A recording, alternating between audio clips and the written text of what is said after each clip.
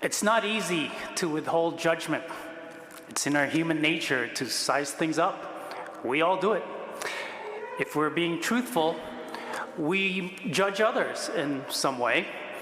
We might judge their looks, their choices, their politics, their level of goodness, or their level of morality.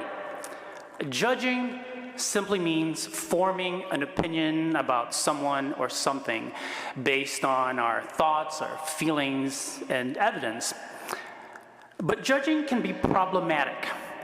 It's why we're told time and again to stop judging.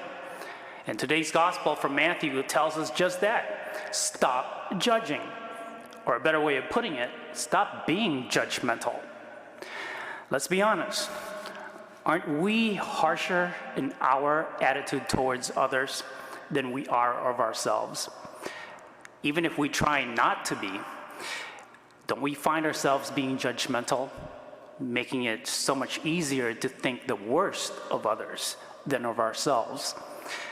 And how many times do we judge, even without realizing it, as we watch the news, or see people on the street, or engage in casual conversation? Jesus warns us today to be wary of hypocrisy. We're looking in the wrong and unchristian direction if we hold others accountable or if we blame others so quickly for something, or if we launch into a tirade of criticism and accusation, but don't consider our own sin. We Christians get a bad rap because we are so concerned with the faults of others while we disregard our own offenses. Jesus says, "You hypocrite, remove the wooden beam from your eye first, then you will see clearly." Here he is condemning false judgment, calling out the hypocrisy of judging others while ignoring our own. The wooden beam that Jesus speaks of is our inability to understand what's going on in someone's life, partly because we are blinded by our own standards. We think our standards are better than others. When we make unfair and unhelpful judgment, it gets in the way of fixing a larger problem. It can also harm our own self-esteem and can make it very difficult to feel gratitude, which is necessary, by the way, for our happiness and well-being. If we want to be able to see clearly, we have to focus on our own problems first. Only then can we reach out to help others with their challenges. We can only hope and pray that God will be loving and favorable in his judgment of us. So we just need to be more loving towards others. Momentarily, we will be receiving the Eucharist.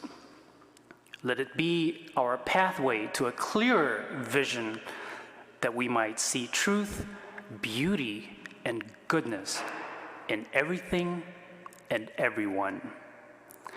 And it can only happen when we replace our judgments with empathy and compassion, upgrade our complaining to gratitude and appreciation, and trade our fear and insecurity for love. And God will take care of the rest. Hello, OLPH. My name is Mary Lynn Januszewski, and I'm the Director of Finance and Operations at Our Lady of Perpetual Help Parish in Glenview, Illinois. And this message comes to you with heartfelt gratitude and thanks for your ongoing generosity and support of OLPH Parish. This overwhelming generosity allows us to continue to serve and to minister to the parish community in so many different ways. So thank you, OLPH, for all you do. You are much appreciated.